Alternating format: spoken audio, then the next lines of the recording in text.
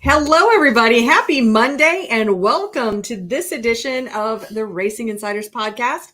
I am Kate Dillon from Crate Insider, and I'm here today with my usual co-host is Steve Hendren from Hendren Racing Engines. Unusual, however you want to think about it. Well, you're unusual, but you're my usual co-host. Right. So we're co-hosts. We're co-hosts of the show here. And welcome. I know we were off last week. At least my part of the we was off last week. Yeah, you were out. Well, automatically meant I was off last week too. So. Actually, you kind of liked that. I mean, you could have just pushed the on button. I probably could have, but no. It wasn't going to happen. No, it wasn't going to happen. I know. I don't know how to work all this shit that you've got going on here. So. Yeah, no worries. Apparently, we're having some problems over on Facebook. Is it possible the stream was ended or deleted on Facebook? We'll keep trying and let you know if it's resolved. Okay. Anyway. All right. Okay. Let me see if we can remove the. We're going to remove it and add it back. So otherwise, I guess we're just going to YouTube. One or the other. Sorry, guys. Just the perils of streaming. Yeah, I don't know why other people don't have problems, but whatever. So.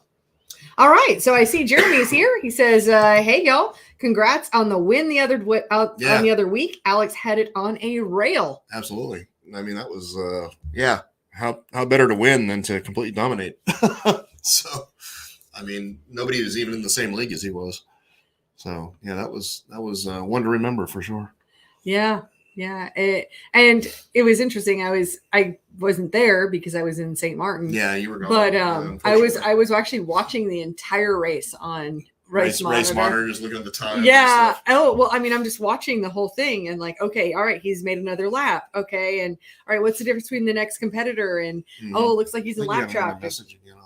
Yeah, it's just from Facebook. All right, so we're not live on Facebook tonight. I'm gonna throw just try it again. I mean, whatever. But. Well, I already did that. So for whatever reason, it sounds like it's a Facebook problem.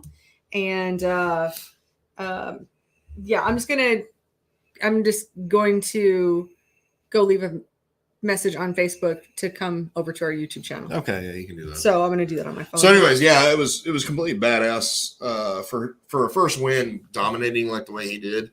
Like, two guys with super engines running behind him that were, 0.3 slower than he was just amazing when we're running a puny little 525. Yeah, that's pretty amazing. And then, it aggravated the guy that finished second so bad he had to protest the rear tires. So that's always a bonus. So it was definitely if you're going to win one, that was the way to win one. And again, being his first, and especially since it was, Buddy Smith's memorial race, and Buddy. God, I've raced against Buddy and known Buddy since I moved here from California. And, that being his memorial race, that meant the world to me. Mm-hmm. And he was able to win that as well, especially the first one. Yeah. So, the first or inaugural Buddy Smith memorial. Oh, so that was the first one. Okay. I didn't know that. So, yeah. Winning that again to me, as a matter of fact, before the race even started, me and my brother were standing there at the fence waiting for it was like whatever division it was. It took an hour to run 20 laps before Alex's main event. And I'm standing there going, yeah, we need to somehow summon the ghost of Buddy Smith to ride with Alex tonight or something. Oh. And so yeah, Buddy would have been proud. Knowing that dude and the way I do, he'd have been sitting there cheering like crazy for Alex to win. So it was pretty special. That's cool. Do you have a favorite memory of Buddy Smith? Of Buddy? Mm-hmm. God, there's too many to list. He was such a fun person to hang out with, but such a total dick that it's so you were best friends. Yeah. we were pretty tight. Yeah. Buddy's a good dude. Mm-hmm. Was a good dude. Yeah. Yeah. Well, I always hate that to hear, I mean, we know it's circle of life and all, but it doesn't make it any better for sure. Not at all. Yeah. And Jeremy says that Alex had all the supermotor guys upset. Oh yeah, they were crying. They were crying in tech. I mean, I was hoping they were going to pull the damn engine, honestly. and protest it. But I think once me and my brother said, "Oh, hell yeah, let's go," Yeah. I think they backed off that pretty quick. Yeah. Yeah. I mean, you have to be a little bit less enthusiastic next time. Oh, please don't do that. We might get in trouble. Right. Yeah. So my advice is, get a better shock guy, and then maybe you'll be where Alex was. Yeah. Yeah. That makes sense. All right. And we got a question already. So if you guys have questions, feel free to drop them into the comments. We're happy to answer them. And Mark's here. He says, on a stock car, is it normal to have your rear end totally square with your front tires? Or is there any cornering benefit to shortening the wheelbase on the driver's side just a touch? Yeah, like a stock. I assume you mean like a stock car where it's like you have no adjustment, you have no roll steer or anything like that. Then yes, there would be in most scenarios. Like, with a 4-bar car, like in the late model stuff, I mean, God, the wheelbase is shortening a ton on the left side. And so nowadays it's all about, back in the day, it was about straightaway speed. Well, now it's just about cornering speed. So, if you can go through the corners 20 miles an hour faster than the next guy who's going maybe 20 miles an hour faster down the straightaway, you're going to kick his ass. Which, again, that was proven the other night at Carolina Speedway when Alex won. Yeah. So, yeah, no, roll steer is a big thing. I would certainly be doing something like that. Good point. And a smidge, that could be, like, again, this is comparing apples to oranges, unfortunately. But like with Alex the other night on, Friday night, so it was qualifying heat race night. Between qualifying and heat race, all they did was roll the right rear forward 1/4 inch. So that's going the opposite way of what you're talking about, but just 1/4 inch made a difference. Good to know. That's a great tip. It's amazing how just the smallest measurements can make a huge difference. 100%. Yeah, nowadays, at least in that style car, that it just makes a hell of a difference just doing one little thing. And other than that, they didn't touch the car the rest of the weekend. Oh, wow. That makes a big difference too. Well, that reminds me, for other people who really want to dive deep into learning about chassis things, that we still do have tickets available for the Crate late model class for Race Logic. Mm-hmm. I just go there to film it, so I'm not one of the real instructors here, but I'm going to drop a link in here. You can see a list of the instructors. We're going to have this up in Pennsylvania this year at the events center. And so I'm going to drop this link right in here into our comments. So yeah, check it out. And it's racelogic.vip for anybody who happens to be just listening on the podcast. And it's racelogic.vip. And they're doing a street stock class as well somewhere. Are they this year? Or? Well, we're doing the IMCA stock car class. IMCA stock car class. And that one is completely sold out. Yep. So now that one will have an online version as well. Mm-hmm. But if, with especially anybody who's new, I've been getting a lot of emails with folks that are new to street stocks. Mm-hmm. I would highly recommend, we've got some bundles over there. I say I just help out with the website. It's not my company. That's Brian Littleton, right. But I help out with some of that posting and such.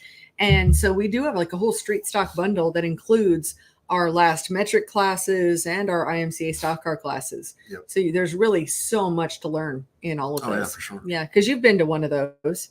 Yeah. I went to the street stock class in North Carolina last year. Mm-hmm.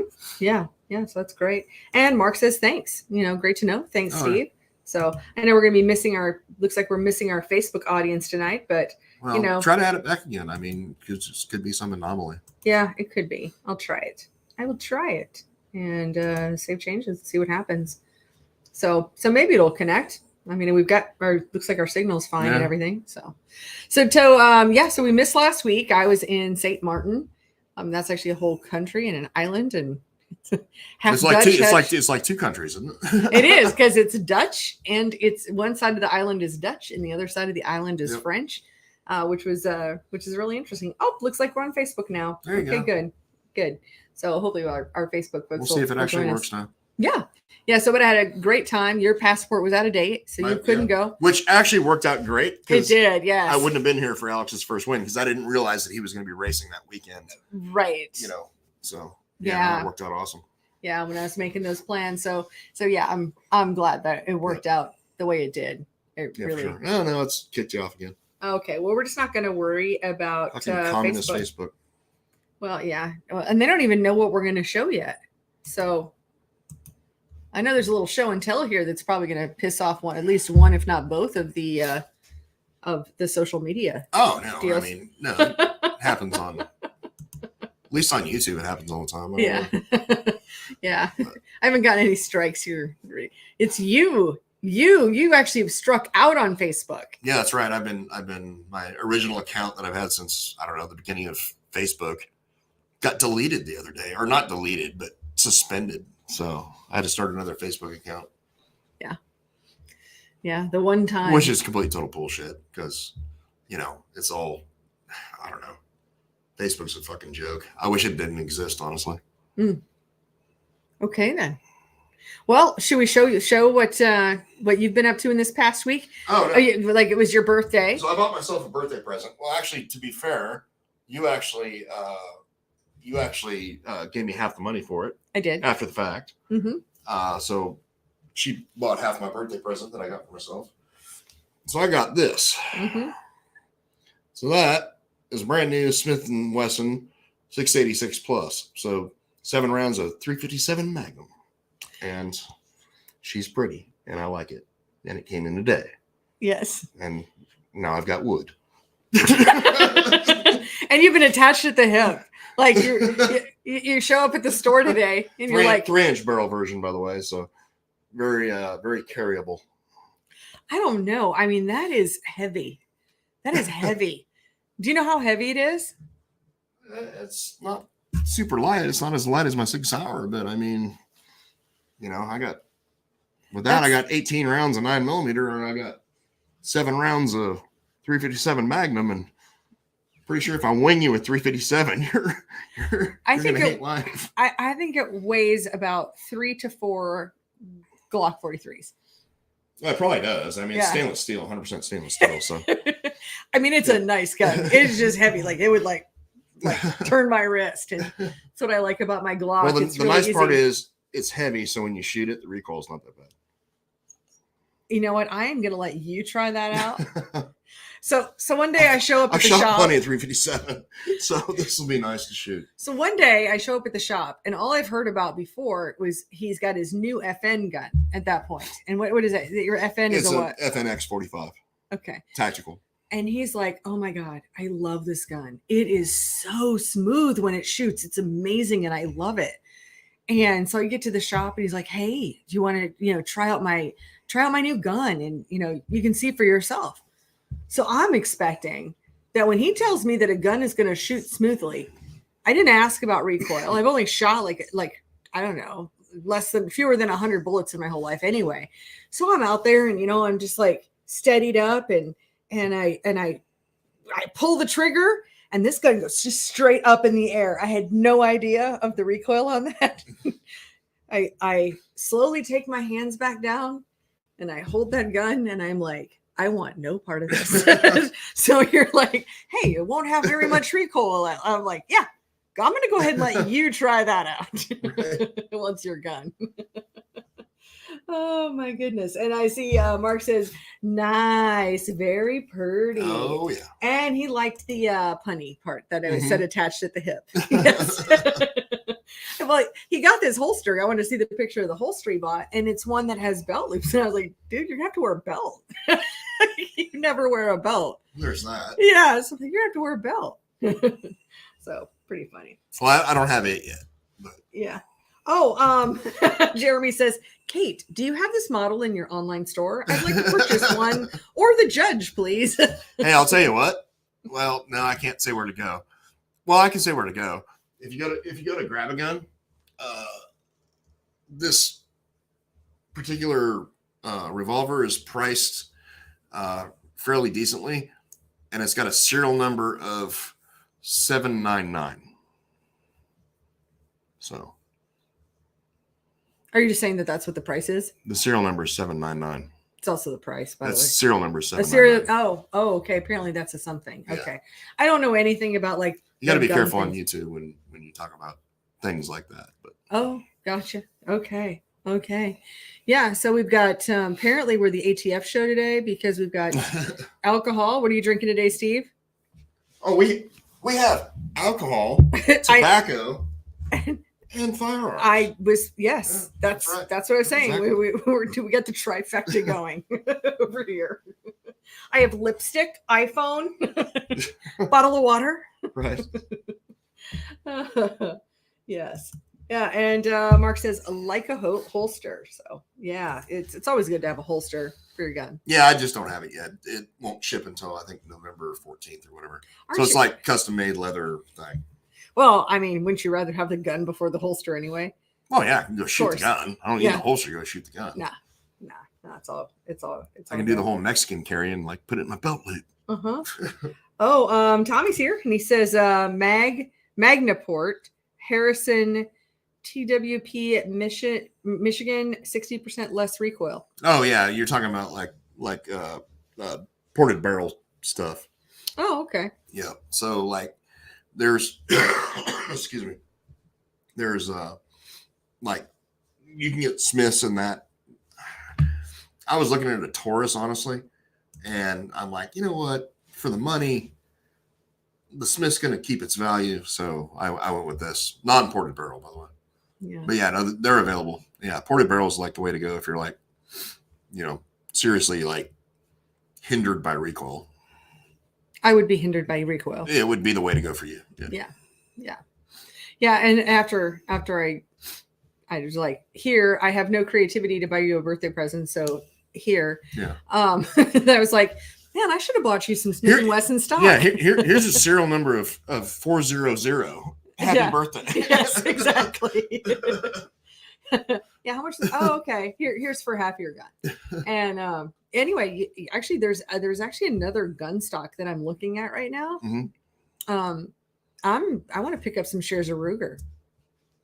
Yeah, I mean Ruger would be a good company to invest in. I mean, they make pretty cool shit. Yeah, so I'm gonna have to get your opinion. I mean, a little deeper. Everybody in the world needs a 1022, so Yeah, I mean, I'm more interested in the money they put in the bank, but right, for stock market stuff. Yeah. So anybody who is tuned in for race car things and didn't expect us to talk about the stock market and guns, bonus. We apologize.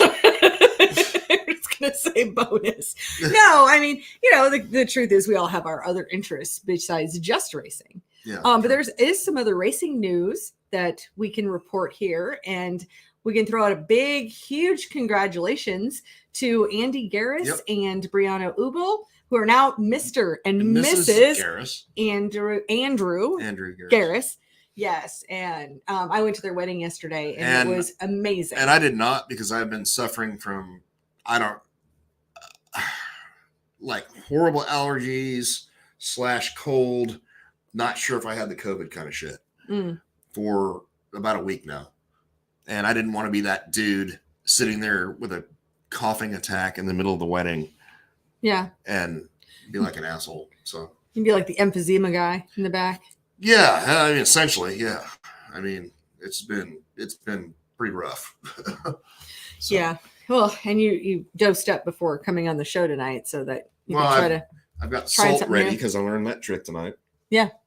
So if you're coughing with a bunch of congestion, like put some salt on your hand and eat that, and it like cleans your vocal cords and makes it where you don't cough. Gotcha. Wish I'd have known that like last week. Yeah. Yeah. This shit's been going on for a week, especially since Carolina. Carolina was so damn dusty the other night. Is it a cough or is it Carolina? I call it the Carolina flu. So Carolina Speedway is one of the dustiest places you ever go to. And I'm pretty sure it took me 3 days to get all the red dirt out of every orifice.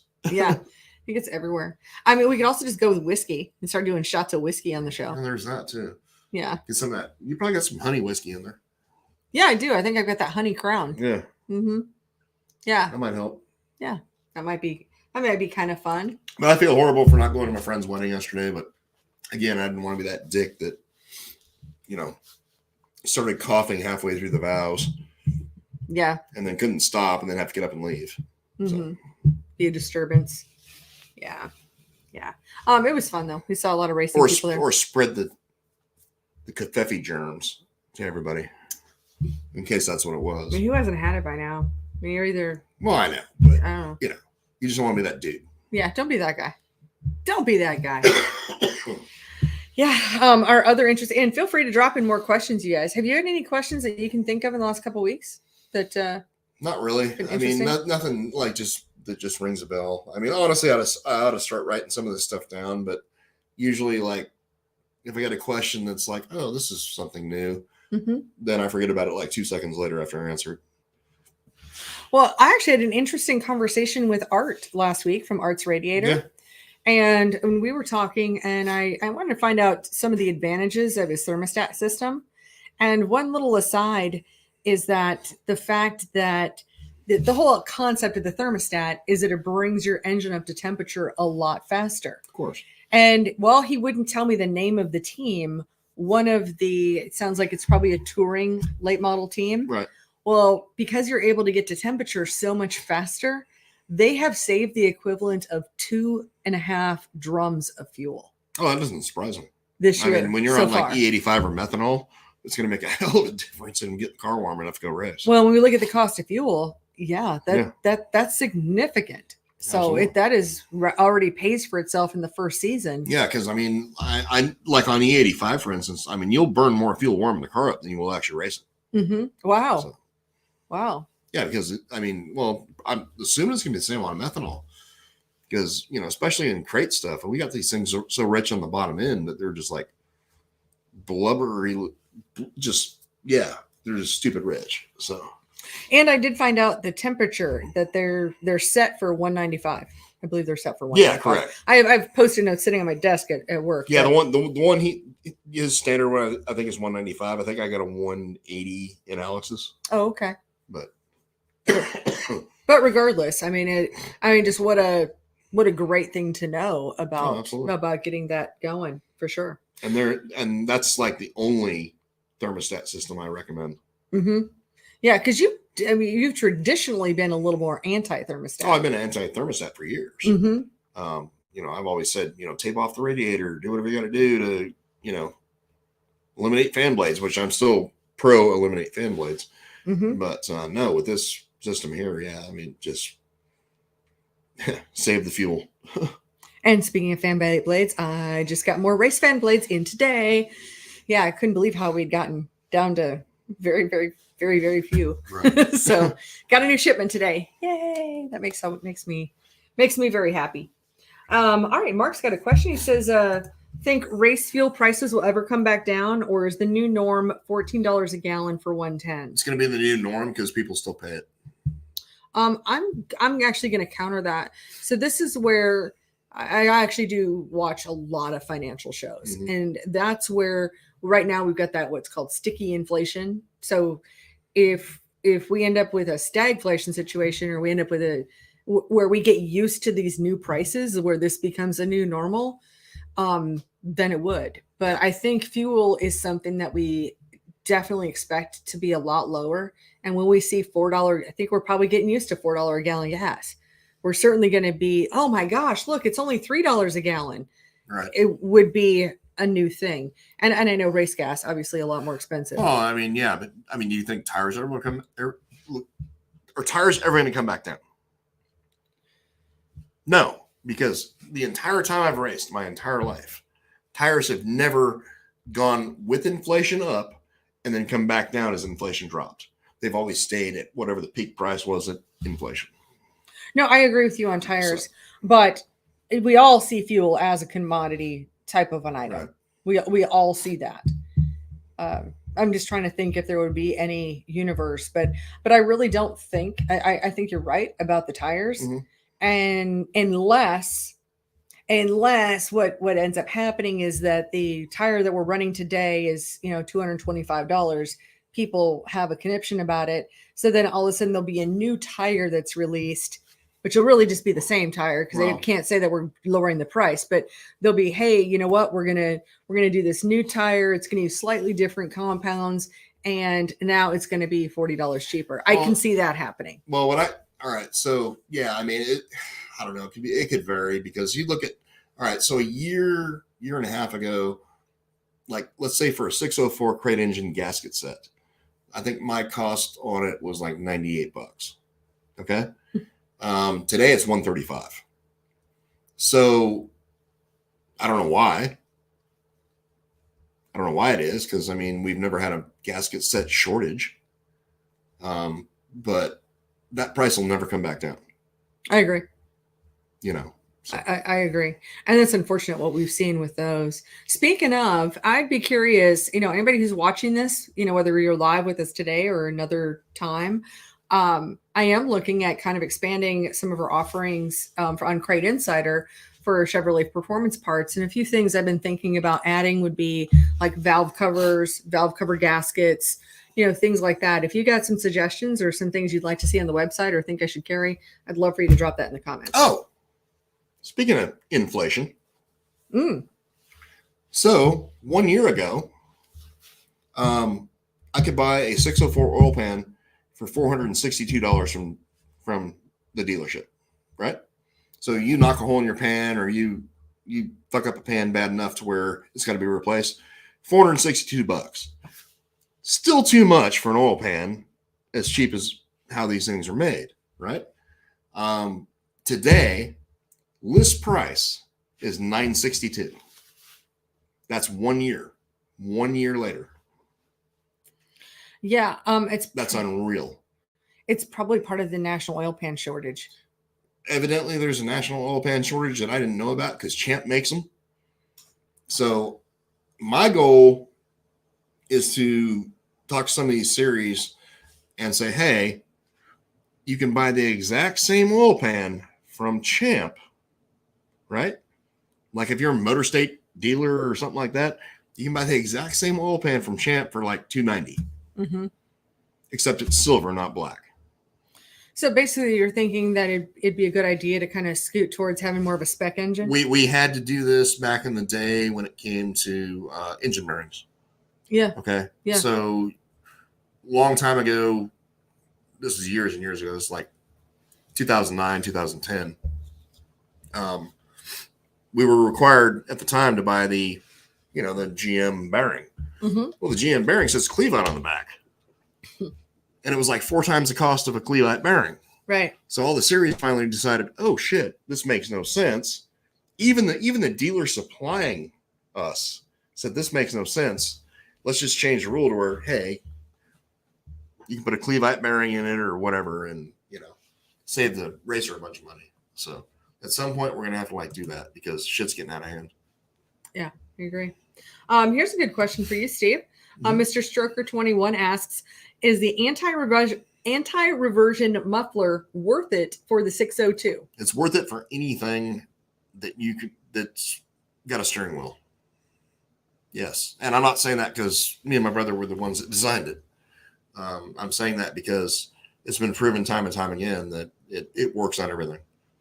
The degree of which it works depends on there's a lot of variables. So, what header are you running? What are the primary tube lengths? What's the collector size? What's the collector length? I mean, there's a lot of variables on how well it works.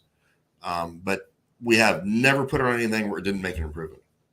I remember calling Willie from Willie's Carbs. I called him one time, and because I would get all these random calls like, "Hey, will it work on a front wheel drive, or it'll work on 4-cylinder? Will it work on this or whatever?" And it was like straight up dirt lame questions. I'll call Steve, but sometimes I like kind of an outside opinion. And finally, Willie one day was like, "Kate, somebody could put these on a rental car and get more torque. So yes it'll work." Yeah, it works on honestly everything. Yeah. And it works even better the more overlap you have on a camshaft. So in other words, like an open engine works even better on those. There's even just like the more there, even if you use the same percentage, if you said this is going to give you a 5% gain, for instance, 5% of a 300 horsepower motor is a lot different than 5% on an 800 horsepower. Yeah. So, I mean, back to Willie. Willie had an open engine on his chassis dyno, and all they did was bolt mufflers on it and gained 100 foot-pounds of torque. God, that's insane. That is insane. The most I've seen on my dyno is 60. Mm-hmm. But like, you can't pay me enough money to gain you 100 foot-pounds of torque or 60. No. So yeah, and that's not on a 602. We're talking open engine stuff. Yeah. I did get another question. I think it might have been today. Somebody called and they asked me, well, what carburetor would you recommend for like 525? Or what carb? Well, no, first, what carburetor would you recommend? I'm like, okay, well, there's a little bit more to this question here. Right. So what kind of engine and what kind of fuel are you running? Mm-hmm. And he's like, well, I'm running a 525, running E85, and I have a 750 CFM carburetor. Would that be a good choice? I said, yeah. I mean, I said, yeah, it'd be fine. But, my choices are, Willys, David Smith, and Hendren carbs. And, actually they're kind of going for smaller base plates right now. And so we're talking about your carburetor or your brother's or your collective carburetor that rather than a 750 that you've kind of gone towards more of a 600 base plate with. We're running 600s on 525s. Mm-hmm. That's what Alex kicked the shit out of two super late models with last weekend. Wow, my goodness. CFM. I mean, just twist that knife a little bit. A 600 CFM Venturi size billet center section carburetor, yes. Okay. On E85. Okay. So. Oh, it's Venturi size. I thought it was base plate. Venturi size. Oh, okay. I don't know. We've gone from 650 center section with 600 base plate tapered to now we're just running straight 600. Oh, okay. Yeah, it kind of reminds me of the debate around carb spacers. Just a lot of times people would want to go with the maximum. If you can run a 1-inch spacer or 2-inch spacer that they want to run, whatever's the maximum. Whereas like with the 604 carb spacer, we found that the 5/8 is actually superior compared to any of those other ones. Yeah, for the most part, until you get into like our 600 stuff, which we found a few spacers that work better with that. Oh, so yeah, it's like a whole combination. It's a whole system. It is, and trying out. It's just a matter of messing around, and like one of our advantages is we've got a house car or my kid, so crash test dummy that we can like trial this stuff on. Yeah, well, you used to be the crash test. I did. I used to be until he took over. Yeah. And now that he's won, it doesn't look like I'll be taken back over anytime soon. So. Yeah, it's good and bad. Good and bad. No, we'll just have to. Well, maybe there'll be like a race here and there that we can put your seat in a race car. Never know. Yeah, you've still got your helmet and your fire suit, right? Oh, yeah. Okay. Note to anyone watching: we have a driver available for a helmet guy. Helmet carrier. It's like riding a bicycle. Never forget. So. Mm-hmm.